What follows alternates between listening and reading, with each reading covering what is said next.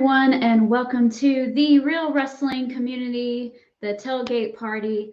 I am your host, The Majestic. I hope you guys can hear me. Let me check. We should be good. We should be good. Okay. Yeah, so sorry. I was having a little bit of microphone issues just a few minutes ago, so I just wanted to make sure that everything was still working. We got some interesting things to talk about this evening. Before we get into our preview for SmackDown and for Rampage for tonight, some drama, of course, in the wrestling world, in AEW specifically. Would it be wrestling if there was no drama? Would it be CM Punk if there was no drama? It's just a matter of time before something happened. Just the way it goes. Who do we have in the house? Hello, my friend Timothy. Nice to see you.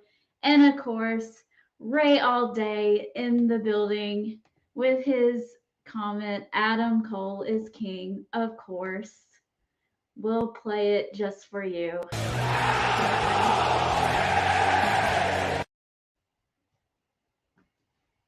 Little Adam Cole, baby. All right, so let's go ahead and get down to business. We're going to go over some news. All the news is that I could gather was from AEW for today. You're welcome, Ray. We have an AEW contract news. Sean Rossap from Fightful Select, I think, reported on this today that Daddy Magic, Matt Menard, and Cool Hand Angelo Parker, formerly known as 2.0, who is now in the Jericho Appreciation Society, extended their AEW contracts today. I forget how long it said. They extended it for, I guess, I think it was another 3 years, but I could be wrong on that. You can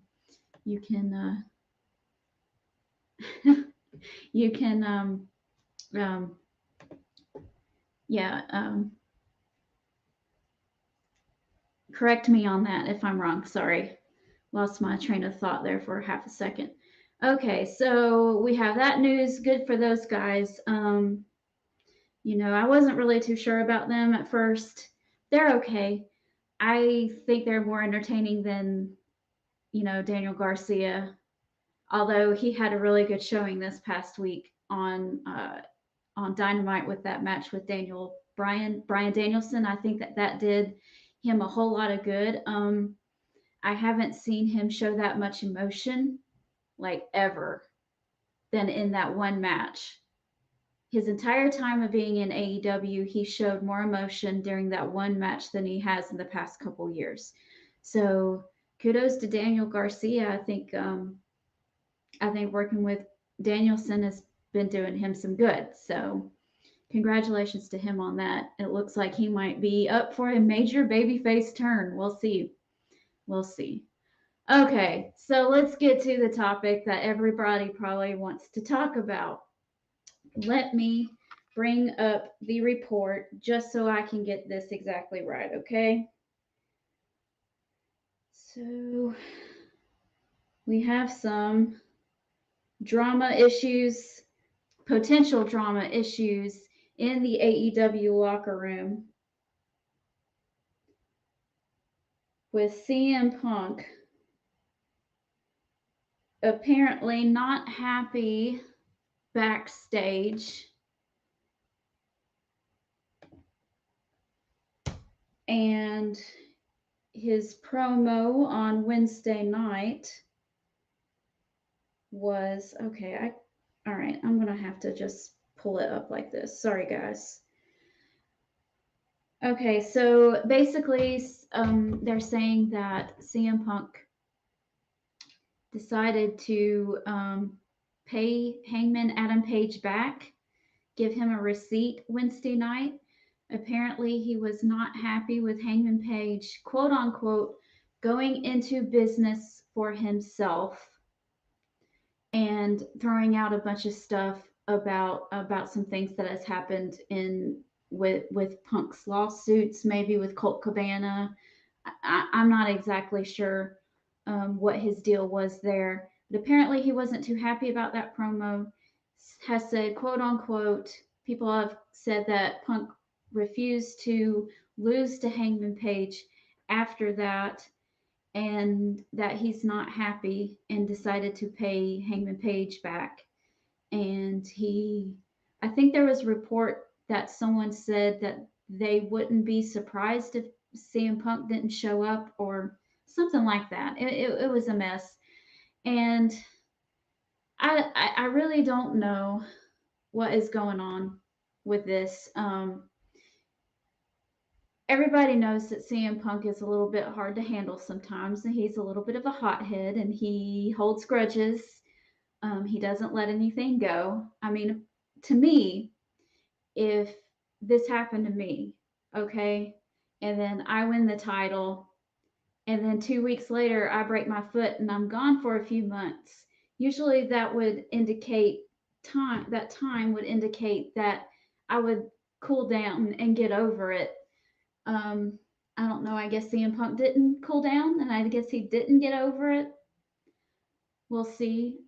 Either way, it did not make Hangman Page look very good, because on one hand, he he couldn't just march right out there when he was not scheduled to be in that segment. Number two, it makes him look like a chump because he didn't answer the call. So it put Hangman Adam Page in a really bad spot. And, I really doubt, I don't know what's going to happen, but I really doubt if anything's going to really happen with CM Punk. He's probably going to get away with this because they don't want to lose him. And obviously I wouldn't want to either, but he does need, he does need to not do that, but we'll see. Let's see what comments we have. Timothy says, that was a great segment to start Dynamite this past Wednesday night. It was. It was a really good promo. I mean, CM Punk is on the boo list just because he was, talking about my boy. That wasn't cool. I was over here like this. Fight me! Fight me! Fight me! Fight me! Don't fight me! Calling out Moxley, calling out Eddie Kingston, and the likes. I don't, and then all of this stuff just comes out right afterwards. I just have a feeling that they are setting something up. I'm not 100% sure. I think the Hangman Page stuff is, but CM Punk being mad and almost walking out, I think that stuff sounds a little fishy to me. But what do I know? I'm not backstage. I'm not in the wrestling business. I don't know. I've never met, well, I've met Hangman Page once briefly for like 20 seconds, but that doesn't really count.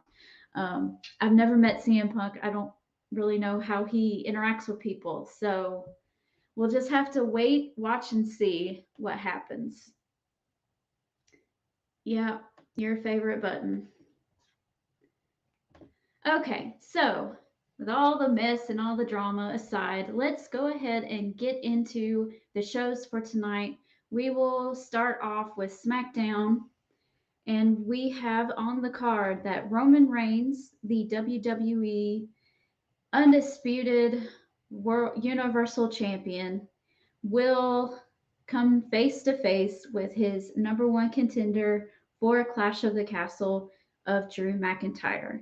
The last time these two almost encountered each other was a couple weeks ago at the very end of SmackDown when Karrion Kross made his debut back into WWE by attacking Drew McIntyre and then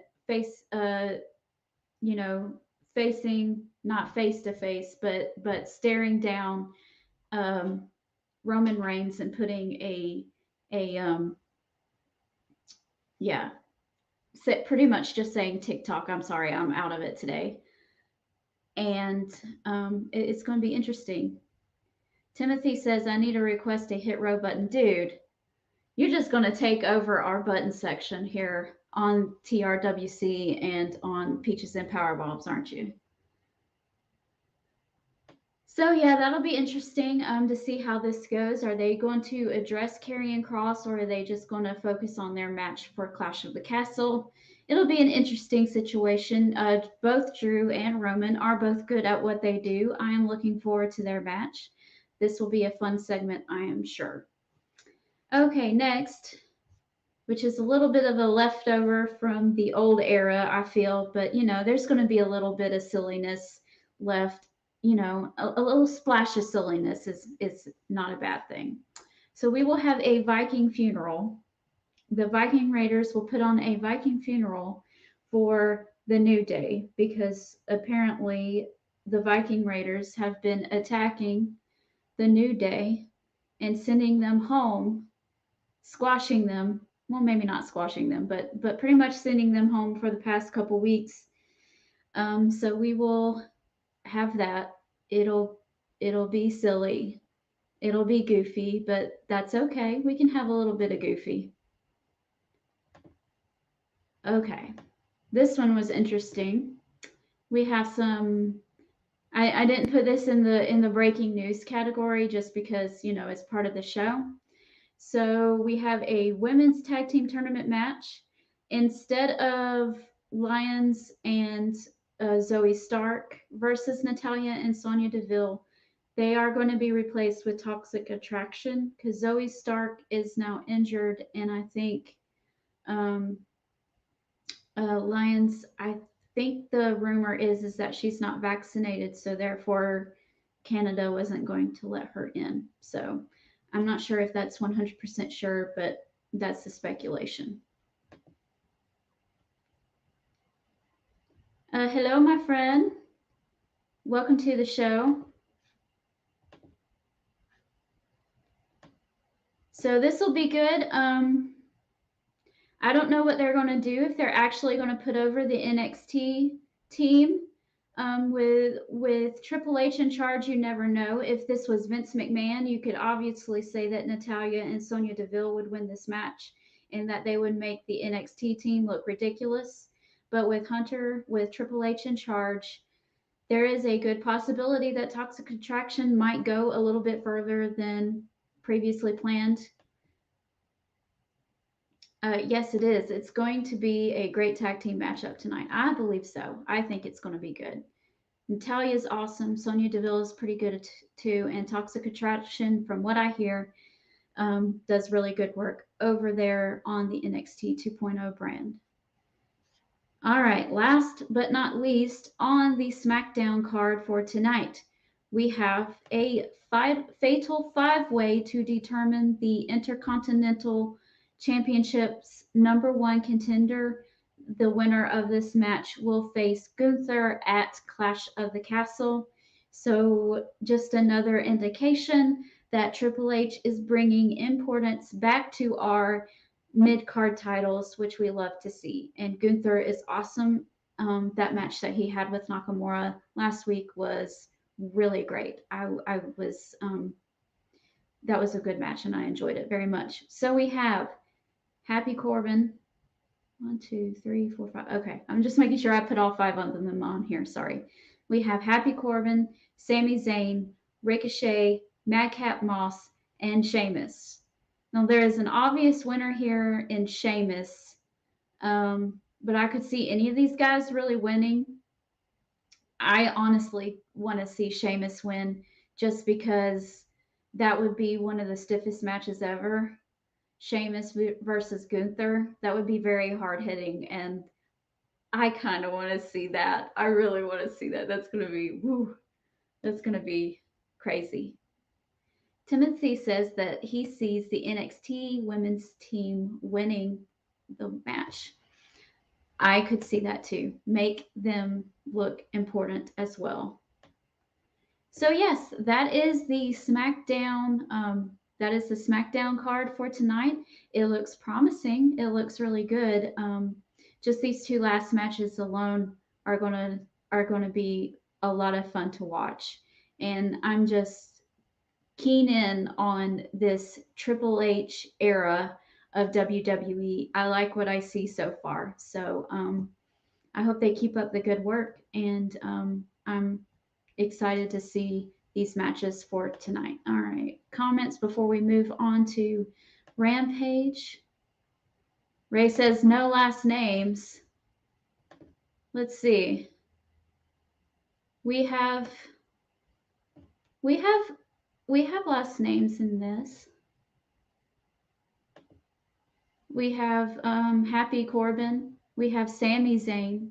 Ricochet is all one name, but that's what he's always went by. We have Madcap Moss, and then Sheamus has never had a last name.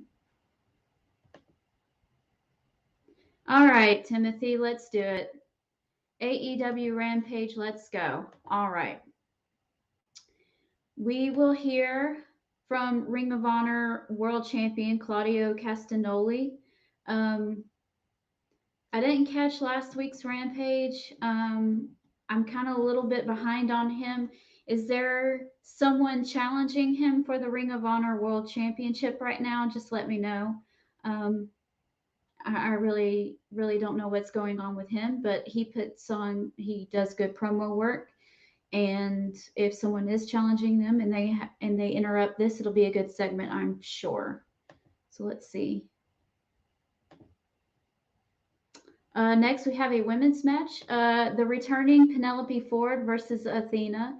Penelope Ford had been on the shelf for a while with a injury, and she is now back. I think she made her return on Dark a couple weeks ago. So it'll be good to see her on TV again. I really like her, and I wish they would do more with Penelope Ford. Obviously, with it being against Athena, there's going to be some shenanigans going on with Jade Cargill and the baddies. You know, them shenanigans. That's a new button.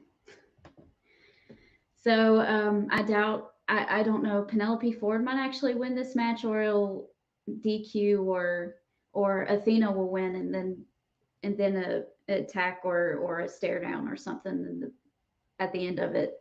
I'm pretty sure will happen.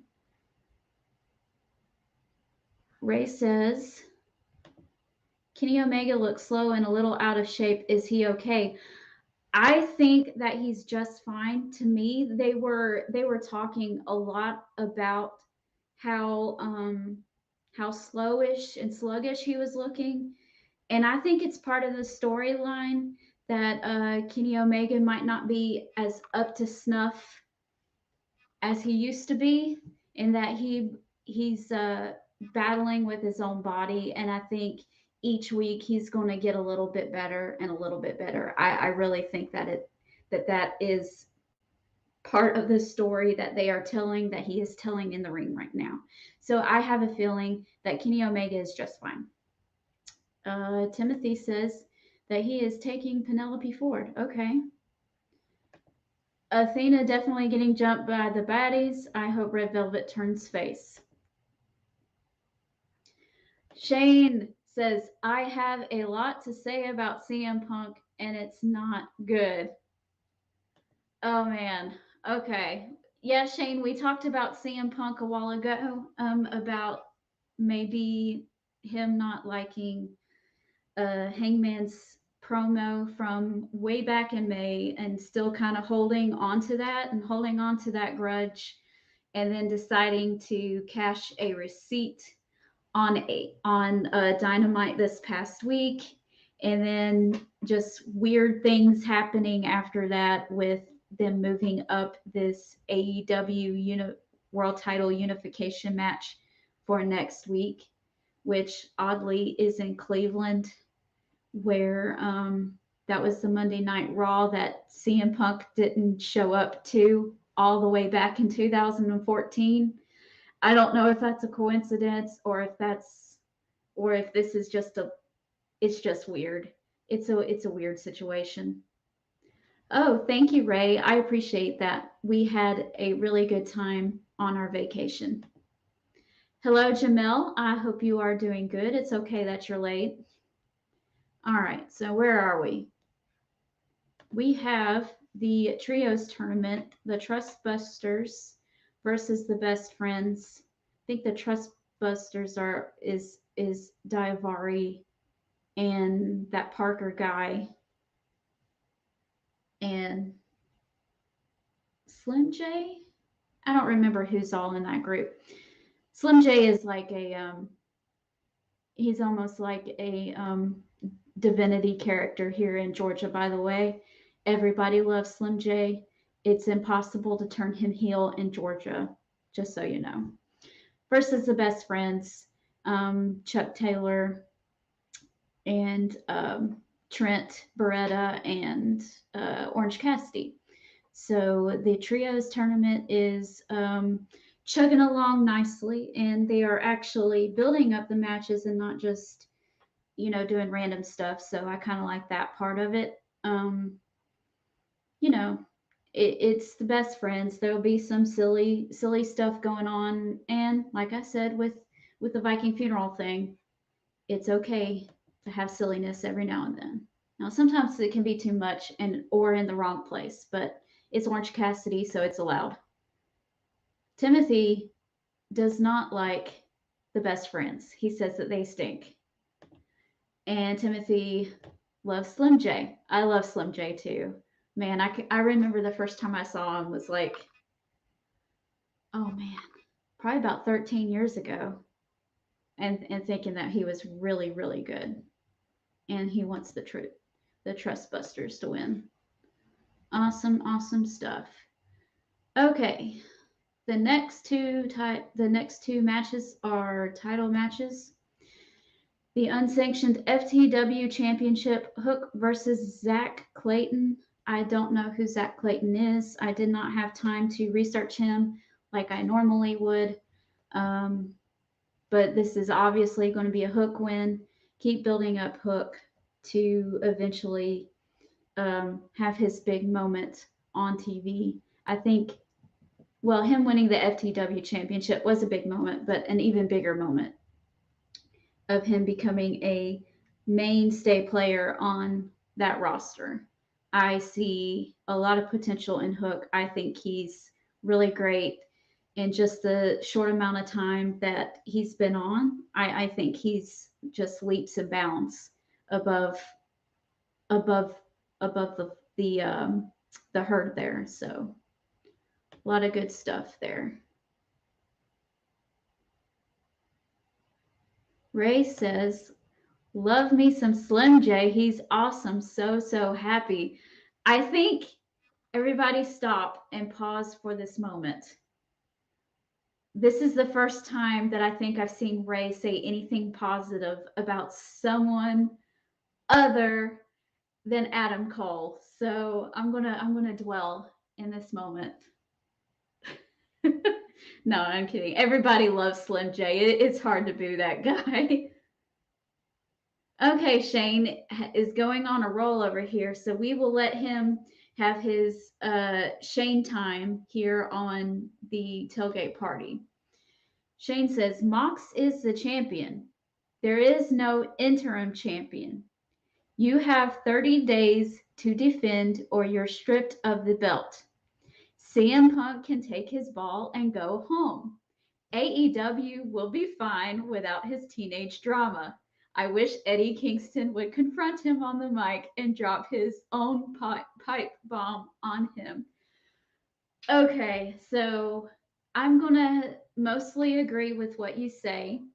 I don't really like personally the interim champion thing too. It feels cheap because the whole time you have an interim champion, the real champion is at home, and it just kind of cheapens their status on the roster. And it just feels, I don't know, second rate almost. So I don't like it. But however, I understand why they did it, because at the time they didn't know how long Punk was going to be out, and they wanted it to look more like a fight, because that's what they do in the UFC, I believe. If one of their champions gets hurt, they have an interim champion in the meantime while they nurse their injuries, and then when they come back, they have a unification match to determine who the true champion is in that category. So I understand why they do it. I understand why they did it, but at the same time, I don't really necessarily like it myself. I kind of like that, okay, well, we're taking the title off of you and we're going to have a tournament or something, right, to crown the new champion. So I would I would honestly do it that way too. CM Punk can take his ball and go home. Um, if what we hear is true, I think he needs to calm down a little bit. I'm personally a CM Punk fan, so I don't want him to take his ball and go home. But if he's going to act childish, then I guess that's the best place for him. I guess. AEW will be fine without his teenage drama. If he does have teenage drama, he does need to calm down. I wish Eddie Kingston would confront him on the mic and drop his own pipe bomb on him. I think that is coming. From what I seen on Twitter, that's coming. Eddie Kingston ain't going to let him get away with that. There ain't no way. Timothy says, I got the Handsome Devil hook. I enjoy his theme song. Okay, well, just for you, Timothy, we will send hook.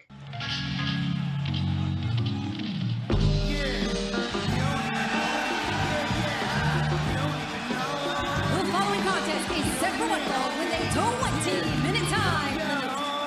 Making his way to the ring from St. Mark's Place, weighing 201 pounds, he is Hook. Sending Hook out there for his match for tonight. And Timothy said he said that on the Tom Clark show. I don't know who he is, but okay. And Ray says that Slim J is my second favorite, and that we finally agree. Shane is wondering what Adam Cole's thoughts are on Punk. I don't know. I guess that's a question for Adam Cole. Okay, last but not least, I have a few things to say about this as far as drama and conspiracy goes. So y'all will have to bear with me. AEW Tag Team Champions for the titles, Swerve in Our Glory, which is Keith Lee and Swerve Strickland versus Private Party. This will be a good match, obviously. I don't see Swerve in Our Glory dropping the titles to Private Party. There was really no build up there, as this was just kind of thrown together. This is just there, in my opinion, and that's okay sometimes. I know that right now a lot of focus is on the trios tournament, obviously, with Young Bucks and Kenny Omega and others that are in this right now. So that's interesting, right? So the tag team champions are just kind of being shoved over to Rampage for a little bit. However, I find it odd in a company that says we are going to take win-loss records to heart and keep up with all of the numbers and everything of who wins and who loses and rank them every week. And they update it almost every week, I believe. And I think FTR has been sitting at the number one spot on the AEW tag team category for almost a year, maybe longer. And yet they haven't challenged for the AEW tag team championships. They keep getting bypassed. Like, I think Private Party is ranked at number 5 and they get a title shot, but FTR has been sitting at number one for like a year, maybe longer or a little bit less, but otherwise it's still been a long time.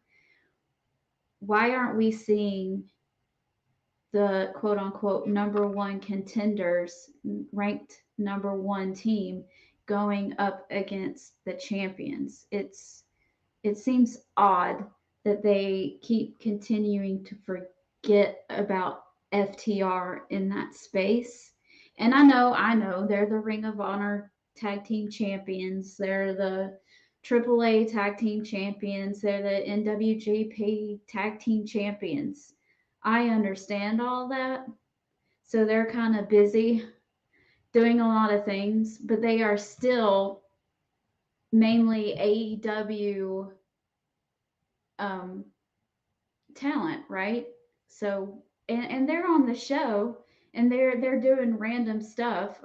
They're with Wardlow now, just all of a sudden bringing back the Pinnacle out of nowhere and doing this 3-on-3 match or something with Jay Lethal and his crew, which is okay. And Dax Harwood is going to be wrestling Jay Lethal this coming Wednesday, and that's going to be an awesome match. I'm not saying it's not. It just seems weird that FTR is like nowhere near the tag team title picture when they've been sitting at number one.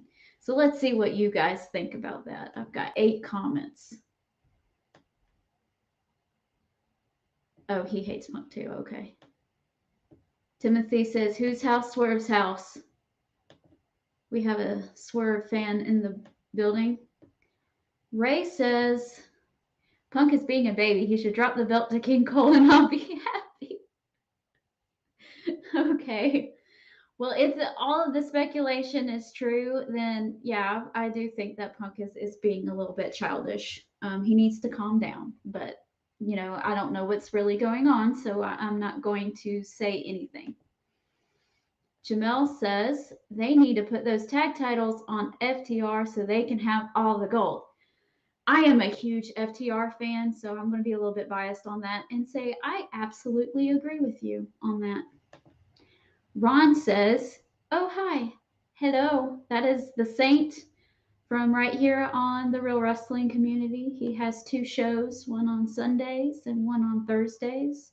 The Sunday afternoon show, he focuses on all the main shows, WWE, AEW, Impact, NWA, all the stuff. And then on Thursdays, I believe he focuses more on independent wrestling. So go check him out right here on the Real Wrestling Community. Shane says, there is a rumor going around that MJF will interfere in the match against Mox and Punk, and at the pay-per-view, it will be a 3-way match. I haven't read anything on that, but I guess that would be all right. I mean, I kind of want him to interfere at the match at All Out. I think that would be a bigger impact, but it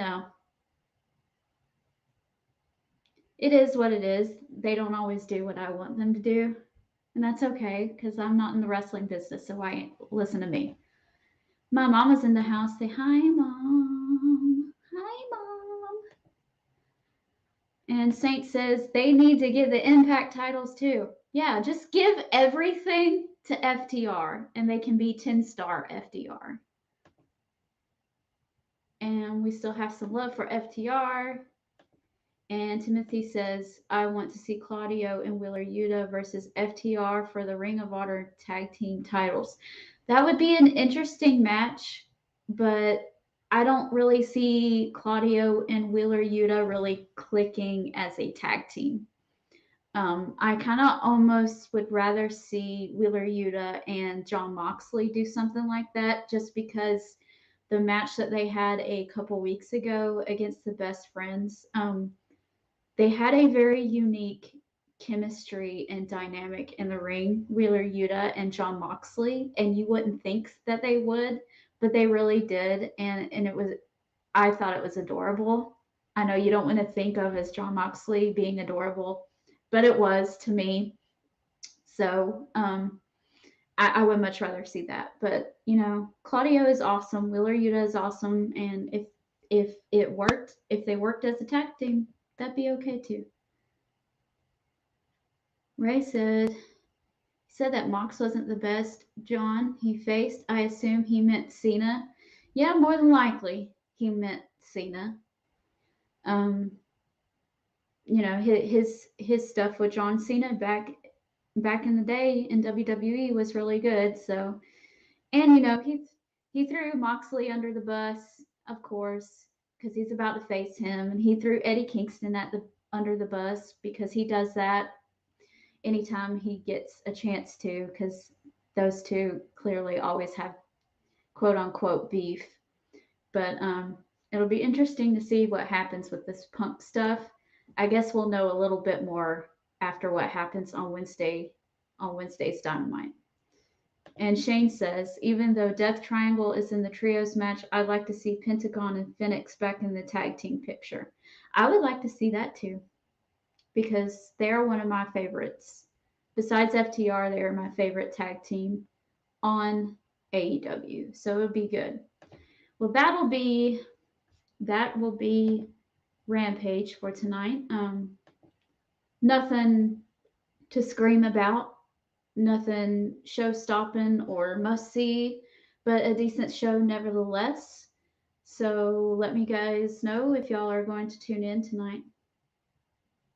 Ray says, why does he hate Eddie? I'm out of the loop.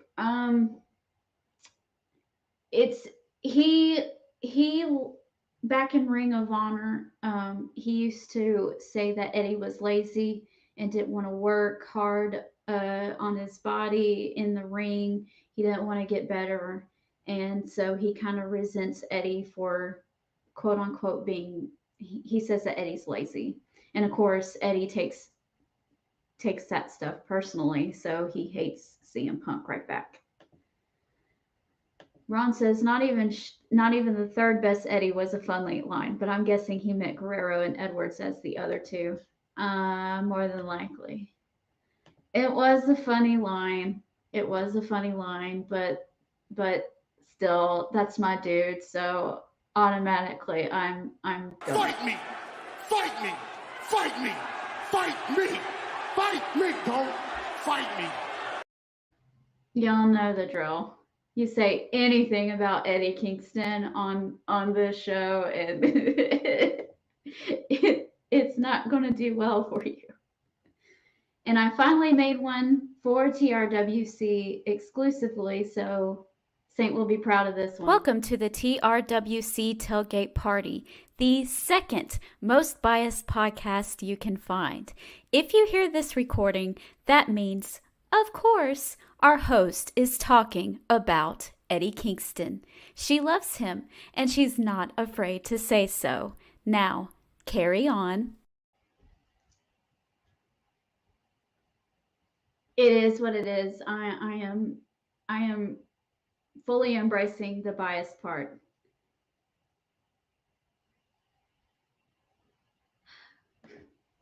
Saint, you're gonna make my heart sing. Mox drops to Punk. Punk drops to Kingston at the pay-per-view. Let's go. I would love that, but Eddie Kingston has already challenged Sammy Guevara for All Out. That's already been established for the pay-per-view, so unfortunately we won't see that match.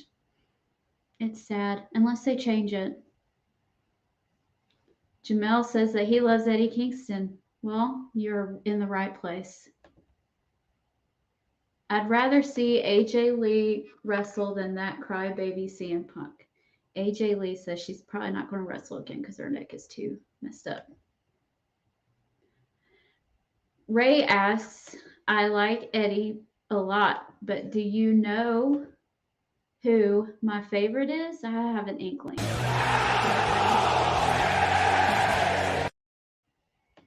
It's a speculation, though. Timothy says he's about to go talk to the Nachos tonight. Oh, you know what that means? The third Eddie. And then when the time is right, it'll be me and you. But only when the time's right. I had nachos for. And then when the time is right. Sorry, guys, I almost hit it.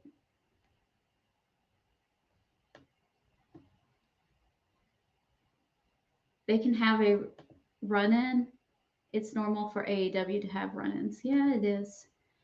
All right, guys, it is 6:44. Thank you guys for joining me for the Real Wrestling Community's tailgate party. I'm going to wrap this up. I need dinner myself. It probably won't be nachos. I had that for lunch. Probably going to stick with some grilled chicken for tonight since I went a little crazy with my nachos today. But anyway, I hope you guys enjoy SmackDown. I hope y'all enjoy AEW's Rampage at 10. I'm not going to do a watch along for Monday night, but I believe Alora and I will be collaborating on a watch along for AEW's Dynamite on Wednesday. She will start you off at 8 p.m. and then I will probably come in around between 8:30 and 9 right as soon as I get home from church.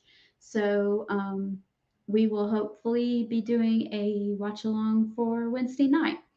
And so anything else that's scheduled after before that, I can't really think of anything right now. As always, like and follow and share the Real Wrestling Communities page.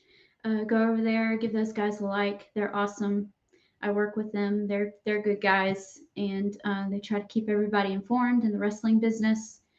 And if you're tuning in on the Peaches and Power Bombs page, share the page with your friends if you like what we do over here. And that's all I got for tonight. So you guys have a good evening. See you later. Bye.